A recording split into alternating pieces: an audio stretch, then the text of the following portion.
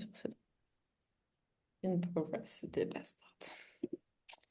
Et ben, sans plus attendre, ce que je vous propose, c'est de commencer à écouter Marion qui va nous faire la première partie de l'assiette à la forêt. Marion, tu as 15 minutes et tu me dis clic. Donc, je te propose de présenter rapidement un peu Envolver et qui tu es, et après commencer. Et je passe les slides quand tu me l'indiques. Ça marche. Merci beaucoup, Agathe. Bonsoir à tous et à toutes. Donc, je m'appelle Marion, j'habite à Castres et j'aime les chips crêpes bretonnes. Je ne sais pas si vous voyez, j'ai découvert ça il n'y a pas longtemps. C'est comme des crêpes bretonnes, mais en chips. Bon, voilà. Et sinon, je suis la coordinatrice de l'association Envolver. Donc, Envolver, on existe depuis 13 ans et notre objectif, c'est de protéger les forêts du monde et la biodiversité. Donc, en deux mots, on a des projets sur le terrain avec les populations qui habitent sur des fronts de déforestation, principalement en Colombie et au Pérou. Mais on est aussi dans le Tarn, dans le sud-ouest de la France, sur des projets d'agroforesterie. Et on fait de la sensibilisation en France, en Colombie et au Pérou sur le lien entre ce qu'on mange et l'impact sur les forêts. Donc là, l'idée, c'est voilà, de vous sensibiliser un peu à ce sujet. Donc j'ai un quart d'heure. Et ce qu'on va faire, c'est on va faire un quiz. Donc, je vais vous présenter des questions et derrière chaque question, vous apporter des informations voilà, sur le lien entre nos assiettes et les forêts. Et pour chaque question, il y aura c'est souvent des QCM avec des A, B, C, D. Je vous inviterai à faire un 1 si vous voulez voter A, un 2 avec votre main si vous votez B, 3 C et 4 D. Euh, voilà, afin de participer. Et si vous avez des questions, n'hésitez pas à les écrire dans le chat. Je les prendrai à la fin des 10 minutes, on va dire, pour laisser 5 minutes à vos questions. C'est parti. Déjà pour voir si vous avez suivi le programme de Forêt Forever et si vous y connaissez déjà un peu en forêt. Première question d'ordre assez général. D'après vous, si on considère vraiment la terre émergée du globe, donc pas les océans, quel pourcentage des terres est couvert de forêt? 15%, 31% ou 58%?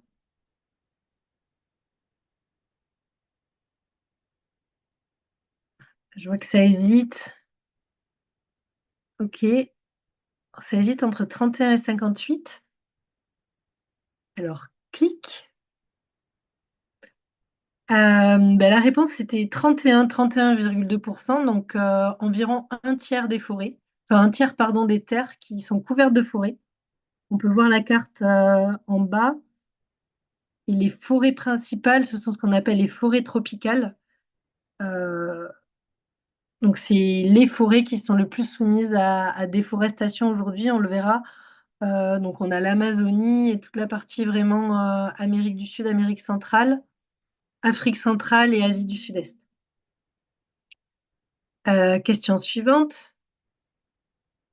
Quelle est la part de biodiversité donc, terrestre qui habite les forêts? Si on considère la biodiversité mondiale euh, terrestre, quel est le pourcentage qui se trouve dans les forêts? Donc 33, 50 ou 75%.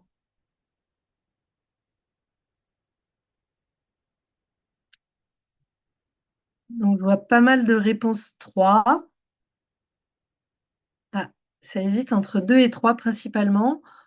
Donc, on va voir la réponse. Et c'est bien 75%. Donc, les trois quarts de la biodiversité terrestre, elle se trouve dans les forêts et les deux tiers, c'est vraiment dans les forêts tropicales. Donc, quand on parle de déforestation, voilà, il y a plusieurs sujets. Il y a le fait que les forêts, ce sont les poumons de la Terre. Ça a un rôle à jouer dans la régulation du changement climatique, mais aussi ça abrite l'essentiel en fait de la biodiversité. Donc plus de forêt, moins de biodiversité. Troisième question, combien d'arbres sont coupés chaque minute? 500, 1800 ou 2400? Je vous laisserai faire le compte à l'issue de ce webinaire.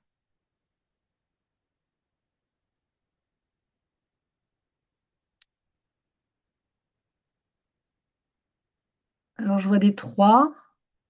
Ouais, il y a moins de mains qui se lèvent déjà, ça hésite. Voyons la réponse. C'est 2400. On parle de... Alors, c'est assez dur à se représenter. On parle aussi de 10 millions d'hectares de forêts qui disparaissent chaque année en raison de la déforestation. Quand on parle de déforestation, on parle d'une terre où on coupe les arbres et l'usage de cette terre va changer. On ne replante pas derrière. Donc, on parle de 10 millions, mais cette année, il y aurait déjà 10 millions d'hectares de forêt qui auraient disparu rien qu'à cause des feux en Amérique du Sud. Je ne sais pas si vous en avez entendu parler. En ce moment, il y a des feux en Bolivie, au Brésil, au Pérou. Beaucoup sont liés à la sécheresse, mais la plupart sont déclenchés de manière volontaire, en fait, pour nettoyer des terres où il y a de la forêt et pour installer de l'agriculture à la place. Prochaine question. Quelle est la cause principale de la déforestation d'après vous au niveau mondial? L'agriculture, l'exploitation forestière ou l'urbanisation?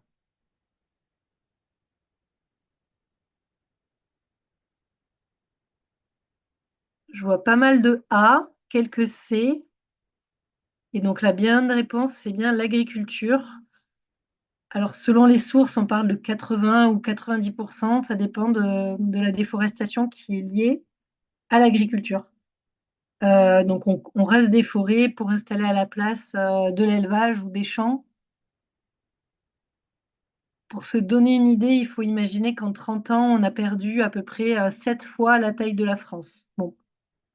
Euh, donc on commence à faire le lien là entre la déforestation et ce qu'on mange. Et si on continue, euh, est-ce qu'en France, vous pensez qu'on a un impact sur la déforestation? Sur la déforestation qui se passe ailleurs qu'en France, je précise. Oui ou non?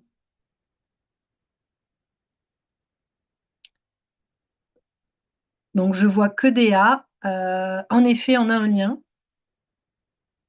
Euh, Déjà, il faut savoir qu'en France, il y a 20% à peu près de l'alimentation qui est importée, qui n'est pas produite en France. Donc, ces 20% n'ont pas forcément d'impact hein, sur la forêt. Euh, on parle de déforestation importée. C'est le terme qu'on utilise quand on considère les arbres que l'on coupe ailleurs à cause de ce que l'on consomme ici en France. C'est d'un point de vue situé en tout cas. Et au niveau mondial, la déforestation importée liée aux consommations de l'Union européenne, c'est à peu près 16% de la déforestation totale. Donc ça a beaucoup d'impact et on va voir quels aliments sont les plus impactants. Donc question suivante. Ah oui, pour voir si vous trouvez, là je vous propose de l'écrire dans le chat si vous avez des idées. C'est quel lien vous faites entre un poulet élevé en France. Donc vraiment Made in France, produit en France. Sur l'emballage, vous voyez le petit drapeau bleu, blanc, rouge. Et la déforestation au Brésil.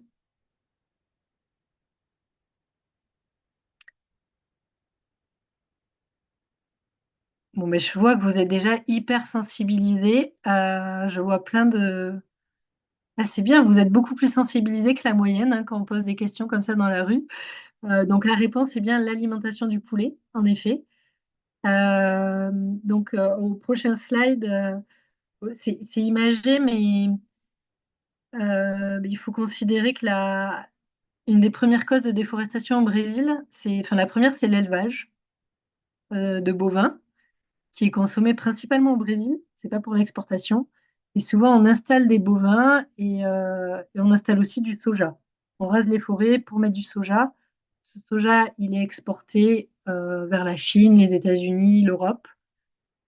Et en France, il est utilisé principalement pour l'alimentation animale. Donc la volaille, mais également le bœuf, dans une moindre mesure le porc, mais voilà, principalement la volaille. Donc il y a un lien direct, même si le poulet est français. Question suivante, c'est d'après vous, et ouais, je répondrai aux questions que je vois après, ouais, sur le bio. Quel est le produit qui représente la plus grosse empreinte forêt des Françaises et des Français?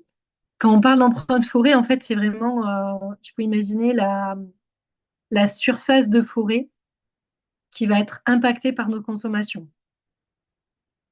Donc, si on se place à l'échelle de la France, est-ce que c'est l'huile de palme? Est-ce que c'est le soja? Est-ce que c'est le papier? Donc, autrement dit, le bois? Ou est-ce que c'est le cacao?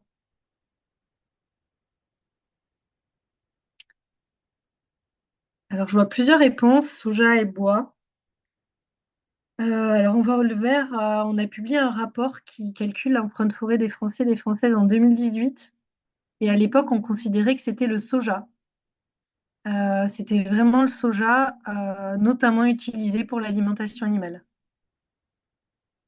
Il y a d'autres données qui sont sorties cette année par un autre organisme qui présente le cacao comme première source de déforestation.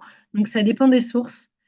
Euh, mais nous, on a vraiment à cœur de mettre en avant le soja.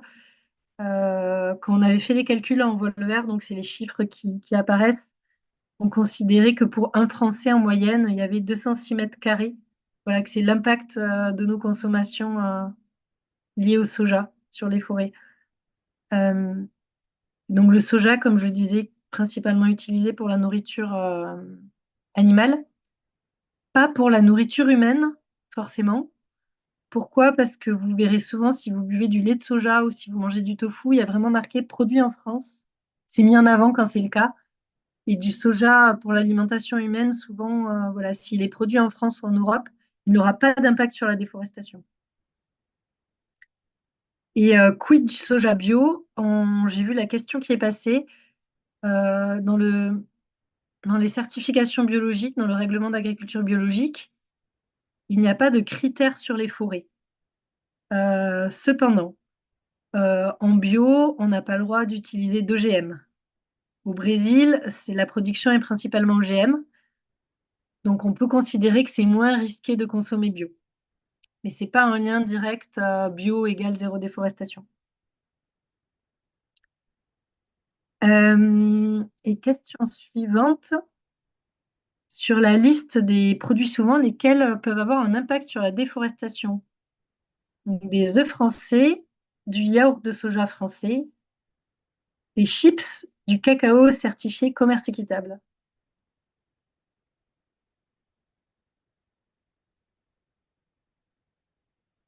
Donc, je vois plein de réponses, tous des... euh, alors, des chips de pommes de terre. La bonne réponse, c'est les œufs seulement. Pourquoi? Parce que les œufs, on a parlé de la volaille, hein, les poules pondent des œufs. Donc, indirectement, on peut dire que les œufs ont aussi un impact sur la déforestation via le soja. Le soja, s'il est produit en France, il n'y a pas d'impact. Les chips, si c'est des pommes de terre, il n'y a pas d'impact a priori. Et cacao certifié équitable, donc des tablettes de chocolat, la plupart des labels de commerce équitable aujourd'hui prennent en compte la déforestation et s'assurent qu'il n'y ait pas de déforestation. Donc, c'est quand même un gage de, voilà, quand vous achetez un produit, euh, voilà, vous savez que normalement, il n'y a pas de risque. Donc, voilà, là, l'idée, c'était vraiment de vous sensibiliser. Si vous voulez en savoir plus, je vous invite à calculer votre empreinte forêt. C'est beaucoup plus détaillé. Agathe a donné le lien dans le chat. Mais qu'est-ce qu'on fait? On se demande avec tout ça, qu'est-ce qu'on peut faire? D'une manière générale, les recommandations, c'est de limiter la consommation de produits transformés.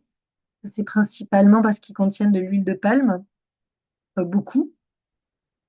C'est des recommandations qui sont aussi bien pour... bon, là, on va parler que de forêt, donc c'est limiter les produits transformés, privilégier les filières courtes si vous avez l'opportunité, si vous savez qu'il y a des produits qui sont produits localement près de chez vous. Regardez les ingrédients. Sur des étiquettes, normalement, on peut voir origine Europe. Euh, Voilà, renseignez-vous sur d'où viennent les produits, d'où viennent les ingrédients. Et si vous pouvez consommer des produits de commerce équitable, c'est toujours mieux. Ces recommandations, là, c'est quand on tend vers un idéal. Après, ces produits-là, ils sont souvent plus chers. Donc, voilà, la réalité, c'est aussi faites en fonction de vos bourses et de vos moyens. Mais voilà, un quart d'heure, ça passe très vite. J'arrête là. Je ne sais pas si on a le temps de prendre des questions ou pas, Agathe. Merci. Peut-être pas.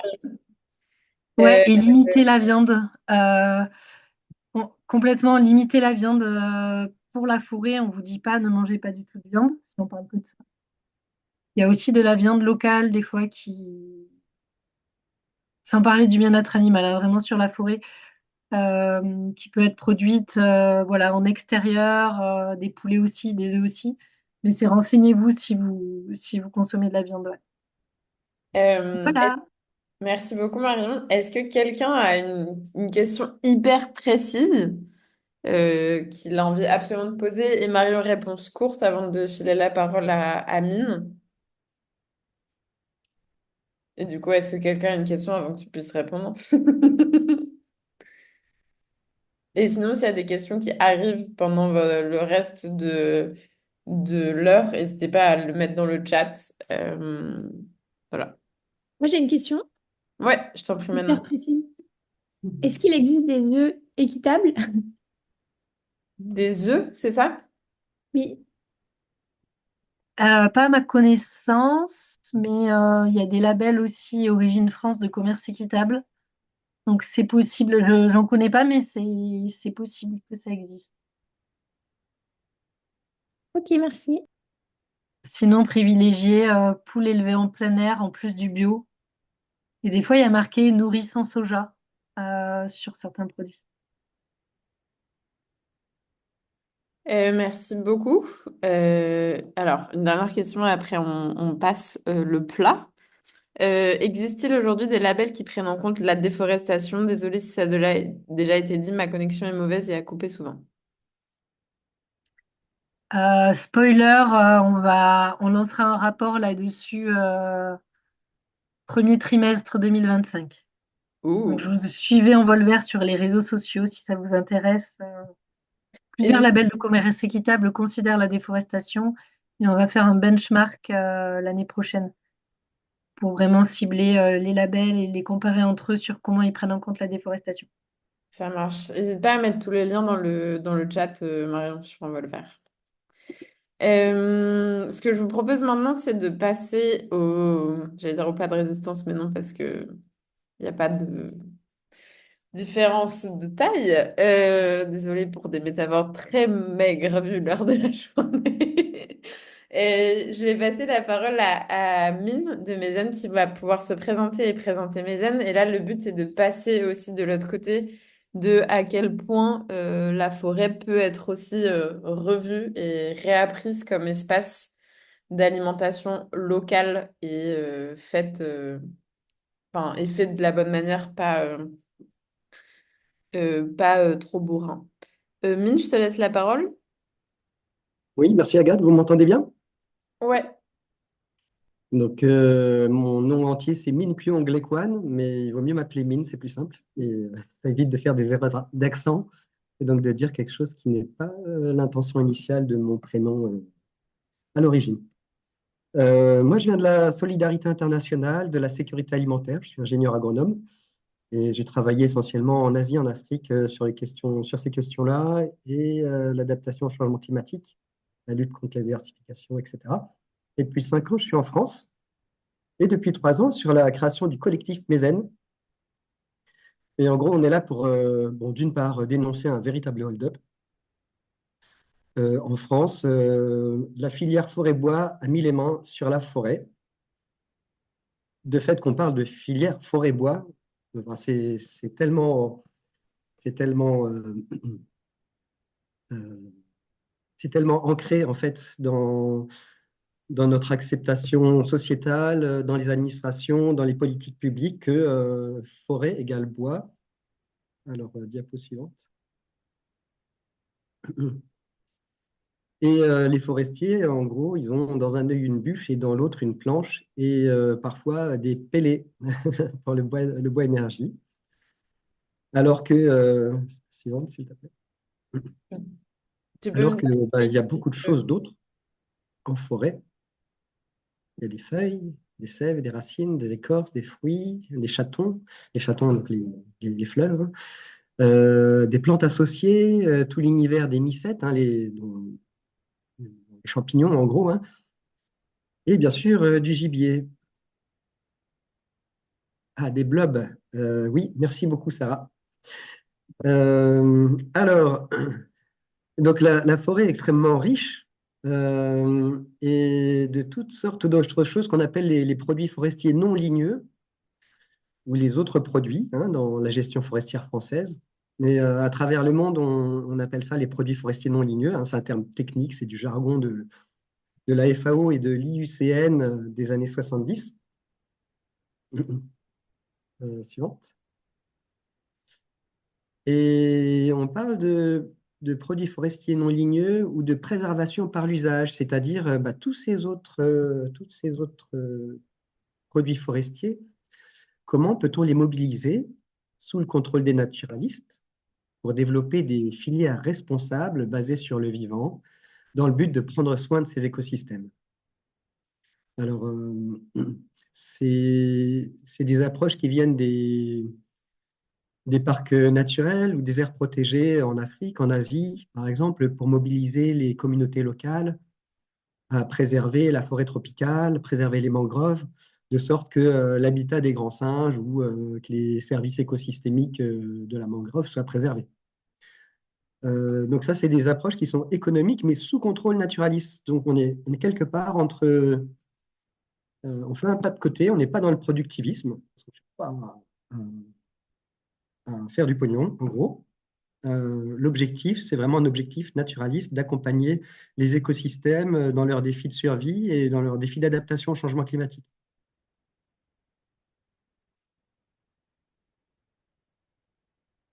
Bon, désolé, c'est un peu descendant. Je pensais vous le faire en forme quiz. Euh, mais bon, alors, tous ces produits, de tout temps, ils ont servi à énormément de choses, hein, depuis les peuples premiers, comme on dit, hein, jusqu'à aujourd'hui. Voilà, les forêts tropicales, tempérées et boréales sont source de produits cosmétiques, de pharmacie, de produits industriels et bien sûr de nourriture. Alors, comme par exemple, ah, zut, je ne l'ai pas mise au bon endroit. Ça n'a pas dû se sauver au bon moment. Euh, Dis-moi hein, quand je passe les slides ou que je les passe pas. oui, oui, oui, oui, oui. Si, c'était bien de passer, mais ah, le diapo ne s'est pas mis à jour. Ok. Je peux mettre à jour si tu veux. Ah, je veux bien, s'il te plaît. Alors attends, je vais arrêter mon partage. Tu peux continuer, je mets à jour et je repartage. Donc, cet oubli, en fait, de tous ces autres usages de la forêt en France, ça remonte à deux, trois siècles, en gros, hein. C'est Colbert et il faut produire du bois pour répondre aux besoins de la Royale, hein, faire des grands bateaux. Et puis aussi, ensuite, après la Deuxième Guerre, répondre à tous les besoins en bois de la France. Et donc, ça nous produit en fait des périmètres forestiers, hein. La forêt, c'est un tiers du territoire en France. C'est environ 17-18 millions d'hectares. Un tiers, un tiers de la France est couverte de forêts. La forêt française, elle est principalement privée, hein, 75%. Et puis ensuite, il y a du domanial, forêt communale, etc. Et elle est fragile. En fait, cette gestion qui est orientée sur un seul produit, le bois, conditionne tous les itinéraires techniques, la manière dont on anime et on gère l'espace, dont sont organisés les circuits économiques, évidemment. Et surtout, ça donne des écosystèmes qui sont orientés vers une seule production. Et donc, si on veut industrialiser, si on veut faire des économies d'échelle, bon, ben, on a tendance à standardiser, implanter plus de résineux à la place des feuillus, et puis produire des peuplements qui ont tous le même âge, qui vont être faciles à prendre en main par des machines, et hop, voilà, c'est une approche capitalistique qui présente des faiblesses pour pour l'adaptation au changement climatique. Alors ici, devinez où nous sommes. Est-ce que quelqu'un dans le chat va répondre et trouver exactement d'où vient cette photo? Est-ce qu'on est en Afrique de l'Ouest? Est-ce qu'on est au Sahel? Est-ce qu'on est... Ou alors, où sommes-nous en France? Effectivement, oui, on est dans les Landes, au pied du Pilat. C'est la forêt de la Teste de Buch. Alors, c'est un cas particulier parce que c'est une forêt qui était... c'est la forêt Isagère qui a brûlé en 2022. Voilà, c'est environ 7000 hectares enfin, 3000 hectares de cette forêt usagère ont brûlé. Donc, on est sur des résineux qui autrefois étaient exploités pour extraire la sève et extraire la térébenthine, la colophane. Et donc, c'était des sous-bois qui étaient entretenus, qui étaient gérés par tous les gens qui collectaient en fait la sève. Dès lors que dans la deuxième partie du XXe siècle, cette activité s'est arrêtée, parce qu'on a préféré faire la térébenthine industrielle à partir de pétrole. Voilà, donc ça, c'était la collecte traditionnelle hein, de la sève de pin. Dès lors que ces collectes n'ont plus lieu et ne permettent plus d'entretenir les sous-bois, bon, ça les rend beaucoup plus vulnérables en fait, aux incendies. Un autre exemple, le bouleau, c'est considéré par les forestiers, par l'exploitation forestière pour le bois, c'est considéré comme un peuplement pauvre. Pauvre au sens de l'industrie du bois, parce que ben, c'est des bois que l'industrie a du mal à prendre en main, qui poussent très vite. C'est une essence pionnière plutôt sur des sols humides, où c'est pas évident pour les engins de passer. Et donc, bon, bah, le boulot, ça vaut pas grand-chose quand vous avez une forêt de bouleau. En revanche, si vous exploitez la sève de bouleau, qui est hyper bonne en cure, euh, en cure de printemps, voilà. À partir de mi-février, ouvrez vos antennes, regardez dans les rayons des magasins bio, nature, santé, etc. Vous trouverez de la sève de bouleau fraîche. Un verre chaque matin pendant 2 semaines, c'est phénoménal. Ça fait un bien fou. Alors maintenant, l'industrie s'y intéresse. Donc, vous avez de la sève pasteurisée qui se retrouve chez Lidl et puis à tout moment de l'année. Mais bon, sans les enzymes et sans les protéines, sans les vitamines, ça perd un petit peu moins de ses propriétés, ses bénéfices. Alors, la sève de bouleau, tout comme l'extraction d'autres sèves, quand c'est bien fait, ça revitalise les arbres, ça les stimule. Donc là, on est sur c'est une excellente question parce qu'on est sur la question de comment éviter de surexploiter, comment être attentif en fait à la physiologie de l'arbre, à l'écosystème aussi hein, dans lequel on prélève, pour ne pas trop prélever et prélever de sorte que ça ne soit pas au détriment de l'individu sur lequel on prélève, mais au contraire. Donc, on peut prélever la sève de bouleau comme on prélèverait de façon industrielle le sirop d'érable, enfin la sève d'érable au Canada, avec des tuyaux qui courent de partout. Mais on peut aussi le faire de façon artisanale, en agriculture vivrière, paysanne, responsable. Donc là, ça rejoint une question précédente. Il n'y a pas de label, il n'y a pas de, il n'y a rien qui permet aux consommateurs aujourd'hui de faire le tri entre des produits forestiers responsables et les autres. Donc, c'est ce que Mézen aussi cherche à développer en collaboration avec le milieu forestier et ses exploitants. Alors, quelque chose qui nous accompagne depuis la nuit des temps, depuis que l'humanité côtoie le chêne, hein, donc ça fait très longtemps. Les traces les plus anciennes, c'est moins 5000 ans sur la péninsule ibérique, hein, où on a retrouvé des traces de consommation de glands de chêne dans les foyers humains. Donc voilà, c'est du paléolithique. Euh, le gland de chêne, oui, oui, tu peux passer. C'est une ressource de résilience. Euh, bon, on va dire que depuis l'arrivée des combustibles fossiles, on, on peut s'épargner pour la plus grande partie de l'humanité, on s'épargne les famines. Parce que n'importe quelle production, à n'importe quel endroit de la planète, peut devenir disponible partout ailleurs. Donc, il suffit que les surproductions puissent bouger voilà, sur des véhicules. Et en partie, le tour est joué. Il y a d'autres enjeux autour de la famine. Mais en gros, avant l'arrivée de la mondialisation, les ressources de résilience, elles étaient forestières. Au Moyen Âge, c'était une année sur quatre était une année de famine en Europe. Et donc à ce moment-là, la coutume, c'était d'aller en forêt et ramasser un maximum de choses comestibles, dont les glands, qui sont aujourd'hui perdus en France.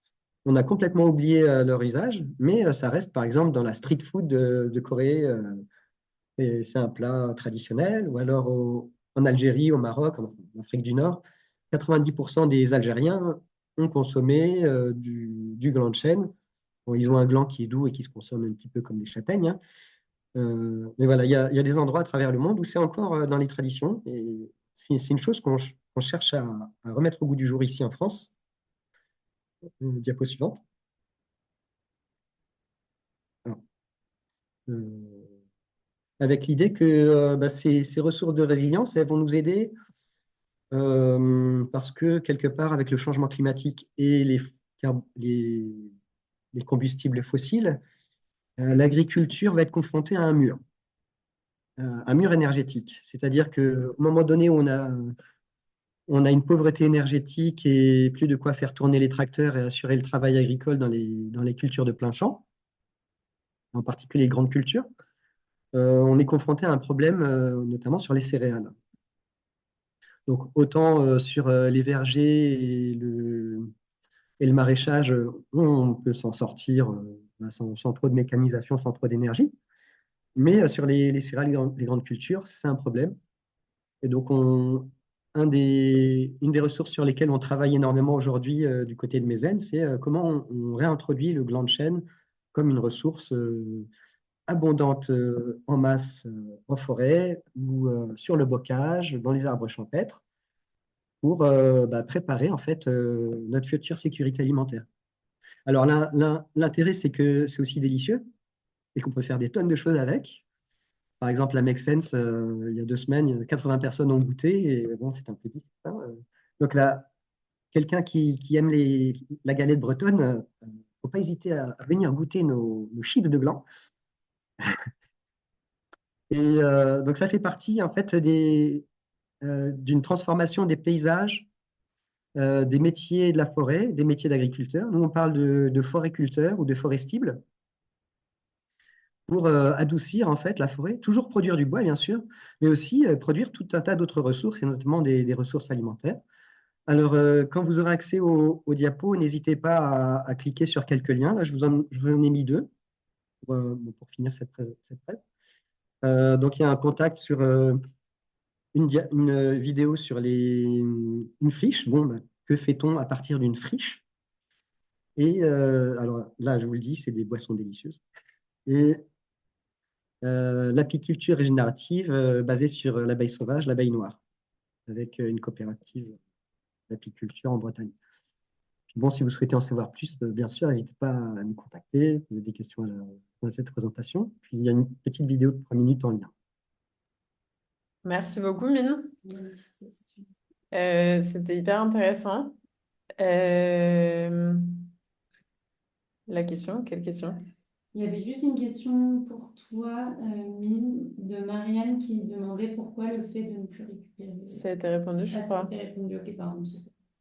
Entendu. Je crois que ça a été répondu sur la sève qui rend les arbres plus fragiles. Si c'est bien fait, c'est Oui, bien. Si c'est trop, ça fatigue.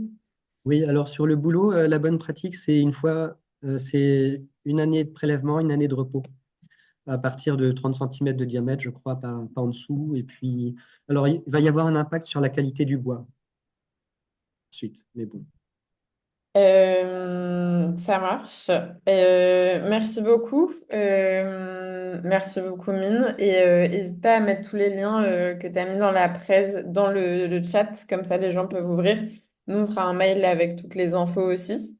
Mais globalement, c'est effectivement des savoir-faire et des saveurs à redécouvrir. Je vais passer la parole à Mathieu de Forêt à Croquer. Donc, vous découvrez enfin le visage qui est arrivé à bon port. Euh, et, euh, et je te laisse la parole pour présenter un peu ce que vous faites. Et ça va être, Mine parlait de changement de paysage au niveau de l'agriculture, de la forêt. Et donc, vous allez voir que la transition est assez parfaite avec Forêt à Croquer qui porte très bien son nom. Donc, Mathieu, la parole est à toi. Trop cool. Eh ben, merci beaucoup. Bonjour à toutes et à tous. Je rejoins en fait ce. Vous m'entendez bien déjà? Ouais. Ouais, cool. Je rejoins ce webinaire un peu en dernière minute et je suis très très heureux d'être ici, de vous parler quelques minutes seulement. Je vais pas prendre trop de temps de justement la forêt à croquer. Alors, son nom indique un petit peu la destination de ce qu'on va faire, très clairement. Et en fait, pour faire le lien justement avec Envolver, qui a parlé de la déforestation, de notre impact sur l'alimentation, Mine qui a échangé sur les nouveaux usages de la forêt, donc les forestiers, donc avec une alimentation plus locale. Eh bien, moi, je viens vous parler justement d'un projet extrêmement concret qui se passe là aussi en Bretagne, même si actuellement je suis à Paris, j'étais à Paris toute la journée. Mais l'idée, c'est justement de créer l'une des premières forêts comestibles en France. Voilà, c'est exactement celle-ci. Merci beaucoup. Euh, et en fait, d'installation directement en forêt. Ce qui est assez nouveau en France. Donc, l'objectif là, on a différentes zones. Et olé! On a différentes. Ah bah tiens, on a un petit bout de chou qui vient de nous rejoindre avec Mine. L'objectif ici, c'est justement de faire avec les chercheurs. On a une dizaine de scientifiques qui sont présents sur ce projet. On a des forestiers, des agronomes, botanistes, écologues, socio-écologues, enfin bref, j'en passe. Euh, L'idée, c'est par exemple dans la partie A, ça c'est une partie qui a été déforestée par l'ancien propriétaire, et je vous assure que ça a été très très mal fait. Donc là, sur une parcelle qui a été déforestée, très abîmée, on va faire de la reforestation nourricière. Par exemple, Mine en a parlé, à votre avis, là, je peux ouvrir un petit peu la discussion. À votre avis, qu'est-ce qu'on pourrait planter dans une forêt à côté de bouleaux ou de chênes? Qu'est-ce qu'on pourrait planter qui pourrait être nourricier? La parole est libre, chers amis.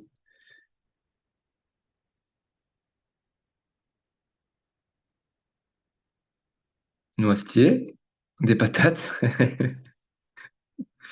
d'accord. Des petits fruits, ouais.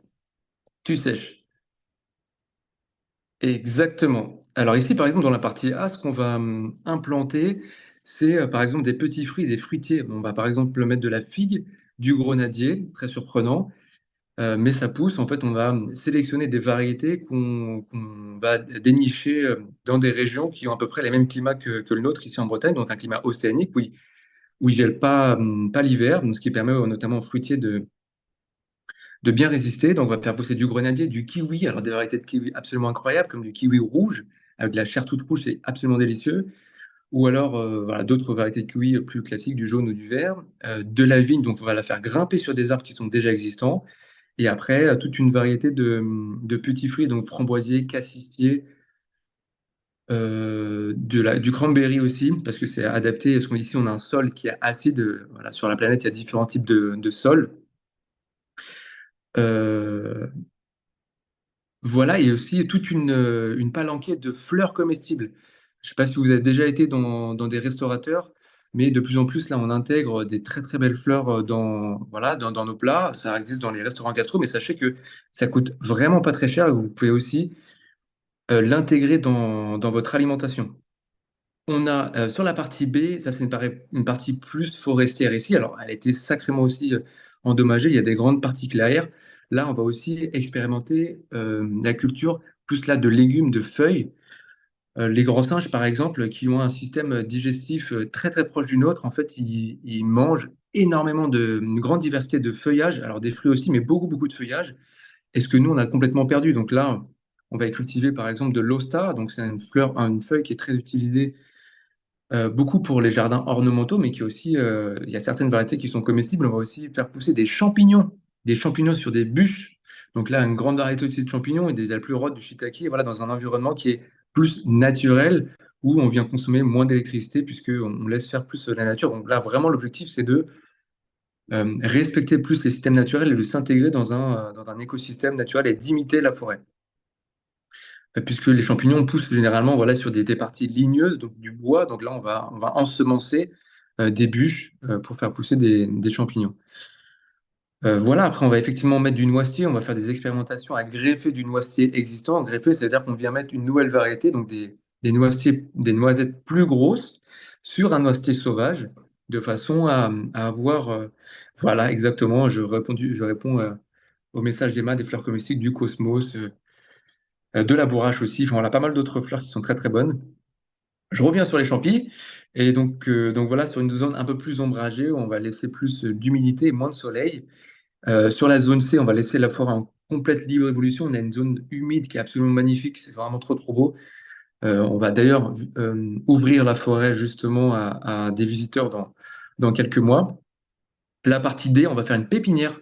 Donc ici, on va directement en pleine terre, par exemple, planter des glands de chêne ou des châtaignes qui vont donner naissance du coup à des nouveaux arbres qu'on va après reforester, comme ça, faire de la reforestation nourricière.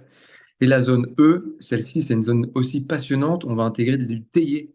Alors vous savez peut-être que, ou pas, mais on est ici pour apprendre des nouvelles choses, qu'il y a une variété de thé qui existe déjà en Bretagne depuis 200 ans, mais qui a été complètement oubliée sur un voyageur voilà, qui a été qui a ramené en fait cette variété de thé. Donc là, on va implanter à peu près 5 variétés de thé, c'est du camélia. Et donc le thé, ça pousse très très bien en Bretagne, c'est un peu humide, c'est sur des sols aussi acides. Et quoi d'autre? Et puis c'est assez peu ensoleillé dans cette partie voilà, où il y a des très grands arbres de 25 mètres de haut. On va aussi intégrer un fruit absolument passionnant qui s'appelle l'azimier, c'est une sorte de mangue du Nord, une mangue qu'on utilise beaucoup au Canada, par exemple, et il y en a beaucoup dans les parcs à Paris, aussi dans d'autres parcs en France. Et à Rennes, il y a le parc du Tabor, dans lequel il y a l'aziminier. Voilà. Et donc, tout ça, ça fait un grand cortège d'aliments.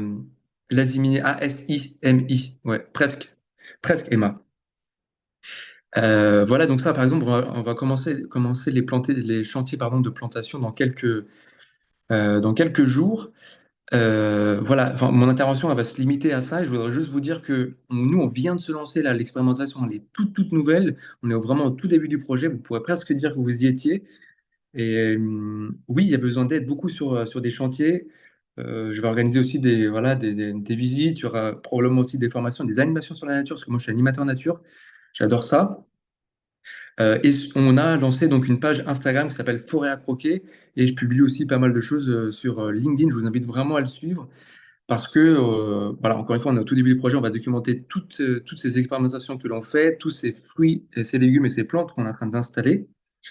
Et aussi, si le cœur vous en dit, on vient aussi de lancer, alors depuis quelques semaines, une campagne de financement participatif pour aider à acheter des arbres fruitiers. Par exemple, les imiers, ça coûte entre 60 et 120 euros un seul arbre, alors quand il faut en planter 100 et attendre 4 ou 5 ans avant une récolte, eh ben, c'est difficile dans la mesure où aujourd'hui, comme c'est une expérimentation, il n'y a pas de banques qui nous suivent. Donc on compte aussi sur une solidarité citoyenne pour essayer d'inventer l'agriculture de demain. Après, je comprends tout à fait qu'on n'ait pas forcément tous les moyens de mettre un peu d'argent, mais si vous suivez déjà le projet, pour nous, ça nous aide déjà beaucoup. Et je remercie aussi Make Sense de nous avoir invités. C'est déjà pour nous très important d'en parler. On peut parrainer un Aziminier? Oui, Agathe, tu peux parrainer un Aziminier.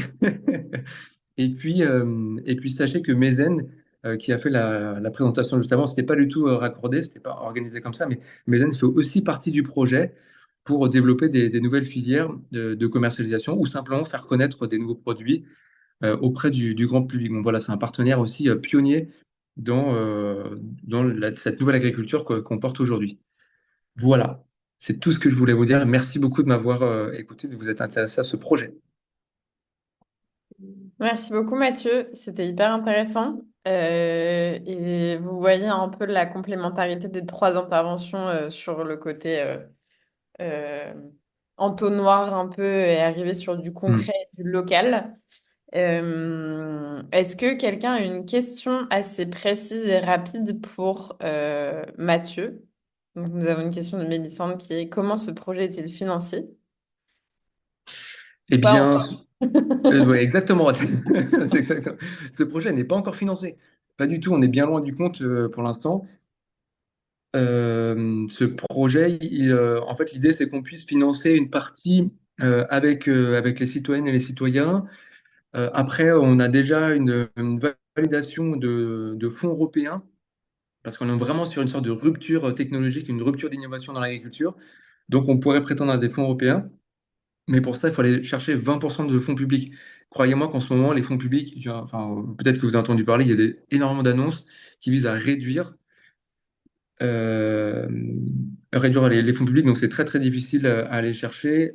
Donc voilà, on compte sur la générosité du public. Aujourd'hui, j'ai fait un post sur LinkedIn que je vous invite à relayer si vous voulez, voilà, qui permet de faire connaître le projet. On en a vraiment super besoin. Et après, ça va être une partie sur mes fonds propres. Et voilà, c'est difficile parce que clairement, je suis pas du tout riche, mais je donne tout ce que je peux pour financer. Et enfin, on va faire des animations nature, essayer aussi de contribuer à ouvrir nos fermes en tant que paysan, parce que je suis paysan dans ce projet, et de sensibiliser le grand public. Merci pour ta réponse. Je t'invite sur, et ça va pouvoir me faire une parfaite transition avec la suite fin de ce webinaire qui serait plutôt court sur comment réapprendre à manger forêt et à ne pas la détruire.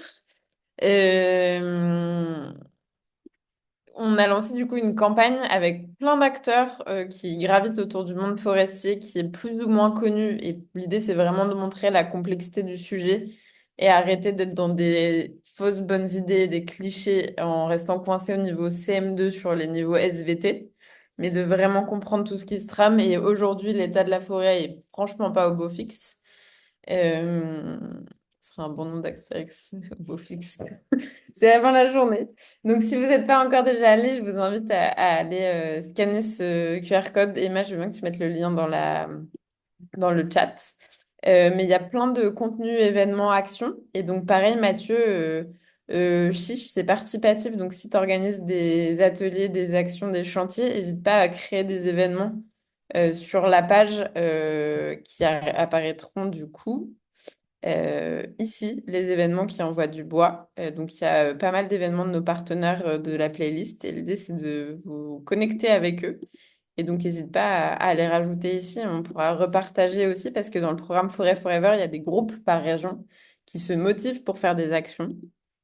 Donc, voilà. Et je vais arrêter mon partage. Comme ça, je peux revoir vos têtes et notamment la tête de ton fils, j'imagine, Mine, qui est très mignon. Je vais vous désépingler, et comme ça on revoit tout le monde. Supprimer l'épingle. La Mathieu, t'es en énorme pour tout le monde. Hop, hop, supprimer les actualités. Hop, on revoit tout le monde. Et je voulais vous dire ben, un grand merci. J'espère que vous avez apprécié ce que vous avez découvert, appris ce soir. On a souvent une petite tradition de prendre une photo à la fin des webinaires.